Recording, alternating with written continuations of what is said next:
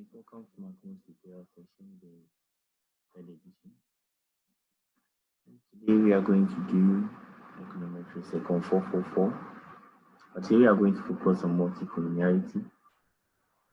But before then, I would like to admonish each and everyone watching this tutorial to like, subscribe, and share, so that when we post a video, you'll be able to access it easily. So friends, let's look at our objectives for today. So by the end of this lecture, each and everyone should be watching this video should be able to know what multicollinearity or collinearity is, and we should differentiate between what perfect and imperfect collinearity are. And by the end of this lecture, we'll be able to bring out some of the statistical derivations of perfect and imperfect collinearity. We will look at the effects of collinearity and how to identify multicollinearity. Okay, so to start with, let's try and define what collinearity is. So, multicollinearity or collinearity is said to have occurred when there exists one or more such relationship among regressives. So when there is a sort of relationship or dependency among regressives, then we say the situation of multicollinearity exists. That's what multicollinearity is. Now let's look at what perfect collinearity too is. But then to explain what is meant by perfect collinearity, let's consider this multiple linear regression of k variables. Now, if for example we have x2i plus 3xi equal to 1, we have the case of perfect collinearity because we can easily see that there is some sort of relationship among these two regressives, that's x2i and x3i. Because when I want to compute for x2i here, it's just that I have to just make x2i the subject and I'll end up getting 1 minus 3x3i. And this is the relationship that exists between x2i and x3i. So there is a perfect linear relationship among x2i and x3i, these two variables. Now, look at this. One thing we should note is that when there is a perfect collinearity, we cannot estimate the coefficients or the parameters, let alone to perform any statistical inferences. Yeah, so we should take a very, very critical look at this one to pay as much attention to it. So anytime there is a perfect collinearity, we cannot estimate the coefficients. Good. Now let's look at imperfect collinearity. Good. So now when we say imperfect collinearity, then it means there exists some error. The error thing here will dilute the perfect relationship between the two variables. So for example, if you have x2i plus 3xi, sorry, x2i plus 3xi plus vi equals to 1. Okay, so now because of this error term vi here, it has diluted the perfect relationship because there exists some factors in this error term that can influence x2i. So here there is no perfect relationship, there's no linear relationship or perfect linear relationship among x2i and x3i. Sorry, this is I. Okay, so now the presence of the error term has diluted the perfect relationship between these variables. So that's if a case like this or this situation or this scenario exists, then we say we have the case of imperfect collinearity. So friends, let's look at some of the effects of collinearity or multicollinearity. So when there exists a collinearity, one of the effects is no least square output when collinearity is exact. That means when there is a perfect collinearity, we cannot estimate the coefficient. Okay, and it can also result to large standard errors and wide confidence interval, which will affect the precision level and insignificant t-tests, even with a high R squared and significant F value. Another effect is that estimate sensitive to deletion or addition of few observation or insignificant variables. And we also can also result to good within samples or same proportions, but poor out of samples, that different proportion prediction. Now, how to identify collinearity?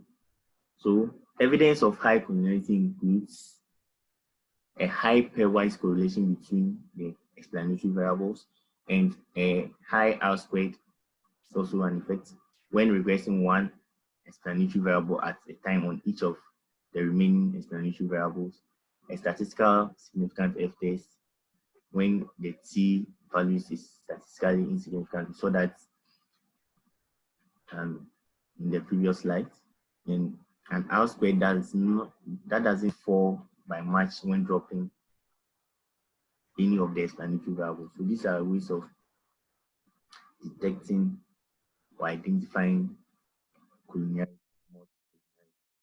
Now, let's look out for some of the proofs. Let's look out for the proofs for this perfect and imperfect collinearity. Now, let's consider. So let's look at this. Then let's come back. This is that the nature of multicollinearity. In general, there are some functional relationships among independent variables. Yes, so when there is some relationship in the regresses or the independent variables, then we see that we have the problem of multicollinearity. Okay, good. So now, for example, when I have summation of lambda I xi to be equal to 0 or of this form, such as if, for example, I have 1x1 plus 2x2 to be equal to 0, then it means that anytime I want to find x1, it's just, so my x1 will give me minus 2x2. So here we have a perfect collinearity or perfect multicollinearity, because there is some perfect linear relationship among x1 and x2. So if multicollinearity is perfect, the regression coefficients of xi variables, that is beta i's, are independent, and their standard errors, that's how do you call it? Standard error of beta i's are infinite. That means they are extremely large. Okay. So now, so it means that we cannot determine, so the variables beta I say are indeterminate. So if you have a perfect collinearity or perfect multicollinearity here, then it means that we cannot determine or cannot find their coefficient or their output, regression output. So now, let's look at a perfect example here. Let's try and prove what the perfect collinearity is. Now let's look at this. So considering this, how do you call it? Multiple linear regression case, y to be equal to beta 1 plus beta 2 x2 plus beta 3 x3 plus u. So now, this is the formula for computing for beta 2 when we want to find beta 2 in the multiple case.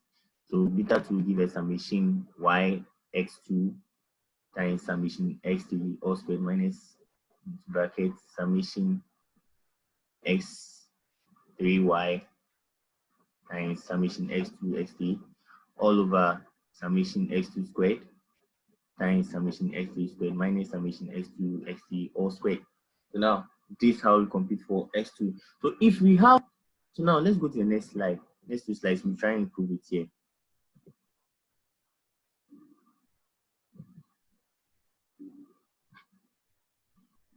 Sorry.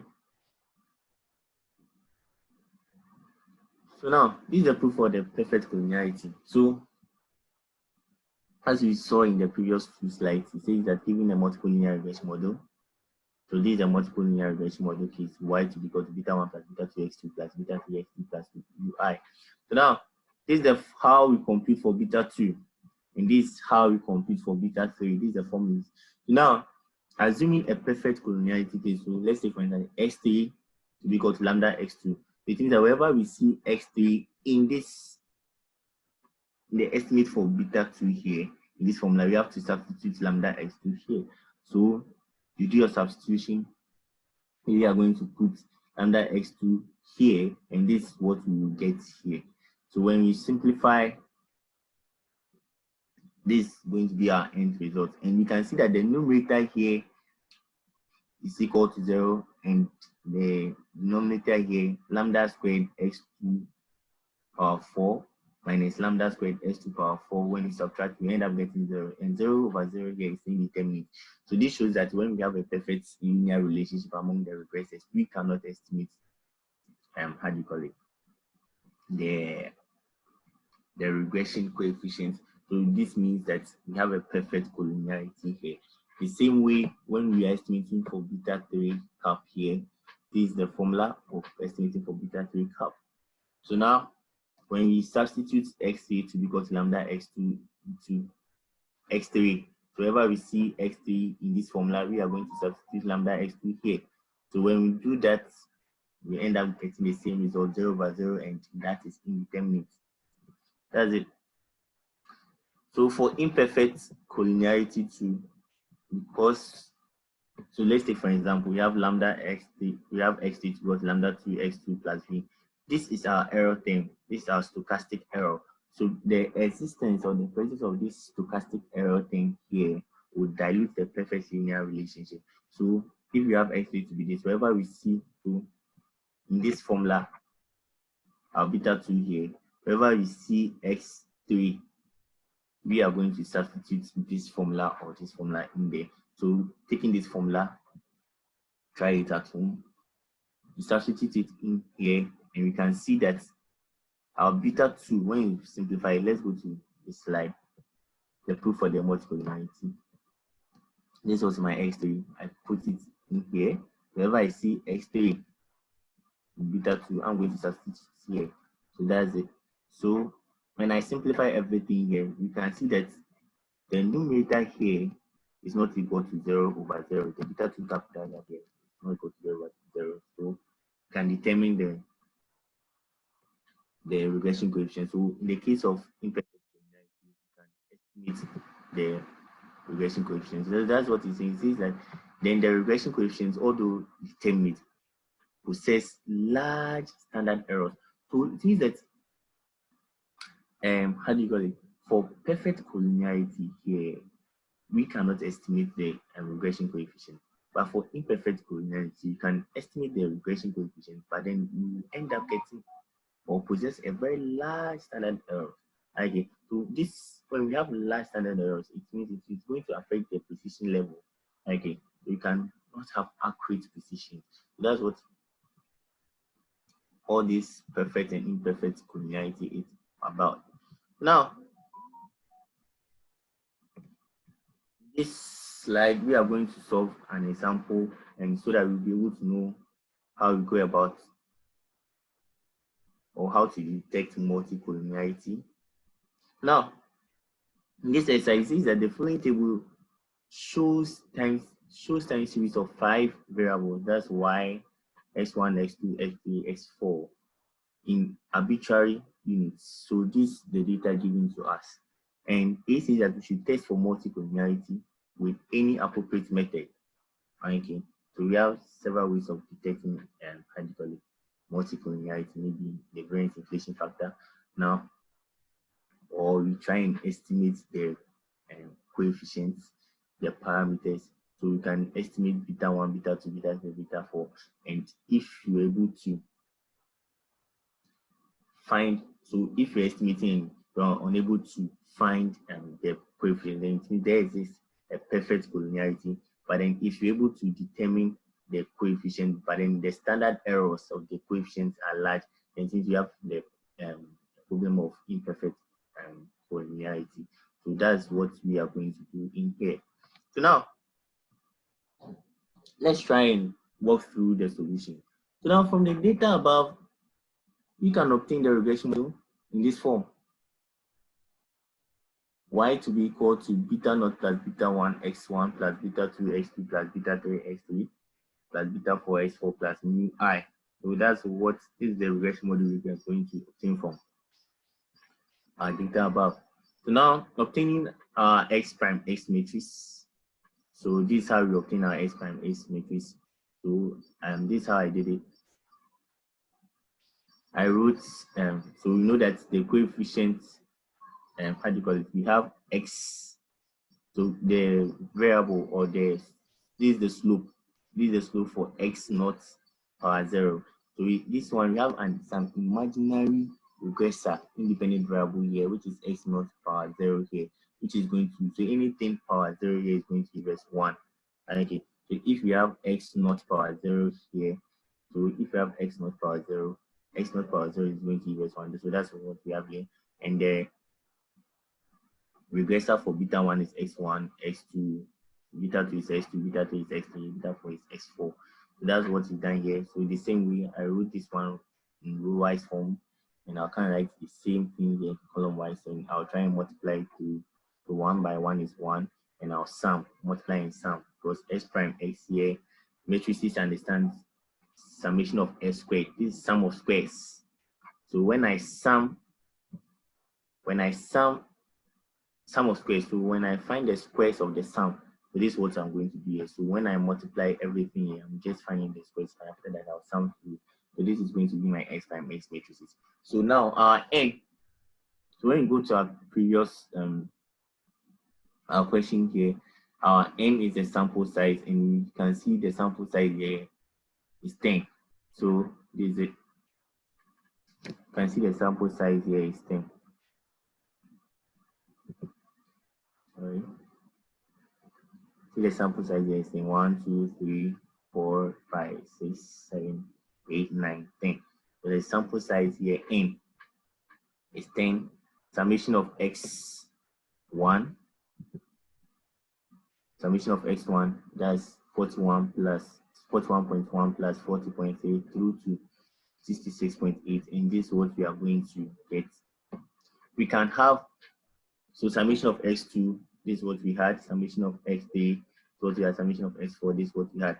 So take your calculators, you can input them in your calculators and get the matrices. So this is how you get the s prime x matrices. So you go back to the data, you input them on your calculators, and or you try and do it them manually, and this is what we get from our matrices here. And s prime y. So let's recall that when we are estimating for beta cap for multiple linear regression, this is the formula s prime x inverse times s prime y. So this is what we are trying. This is the motivation. So s prime x, this is the values that we are going to get, and s prime y, this is what we are going to get. So this is our s prime y, summation of y, summation of s1. The reason why here is summation of y is because of the imaginary x naught power 0 here, which is going to be s1. So this is like x naught power 0 times y. So this is going to be like 1 times y. So that's why we have this one here. We have summation of y, summation of s1y, summation of s2y. And when we input the values or the data in our calculators and we solve them, this is what we are going to get here. Good. So now how do we detect, or how do we know that multicollinearity exists? So now we can also look at the variance. You see, when we go back to the previous slides here, let's go back and I'll try and the effects of multicollinearity. Let's go to the effects of multicollinearity. So now look at the effect of multicollinearity. Large standard errors. Okay, so large standard errors is as a result of large variance. Okay, so that's what we are going to detect here. So looking at this case, this particular example, let's go back to our solution. Now, the diagonal of the S prime X matrices depicts the variances of the estimates, the parameters. Okay, so this thing here is the variance for beta 1. This is variance for beta, this is variance of beta naught, beta 1, variance for beta 2, this is the variance for beta 3, this is the variance of beta, this is the variance for beta 4. Okay, so what do we see here? The variance for beta, how do you call it? 1, beta naught, beta 1, beta 2, beta 3, and beta 4 here are large. You see. So this one will result, look at the, for example, the variance for beta 1, we have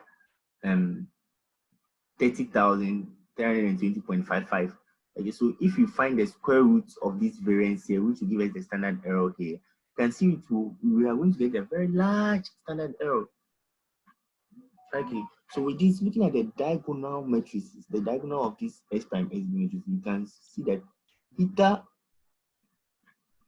1, beta naught, beta 1, beta 2, beta 3, beta 4 has a very large standard errors, and as a result of it, it will affect the precision level, hence multicollinearity exists. Okay, so in this case, we have been able to detect multicollinearity looking at the diagonals for the the S prime X matrices. So now, what's the previous question saying? See that how does multicollinearity affect the parameter estimate? Yes, it affects it because of the precision level. The standard errors are large. It brings out or it results in large standard errors, as a result of which, if we have large standard errors, it means that the variance is large and also the precision level is high. So we won't get accurate estimate of the parameters. Okay. So this ends tutorial session for today. So I hope you guys found this tutorial session useful. So in case you have any question, you can forward it to my contact at the immediate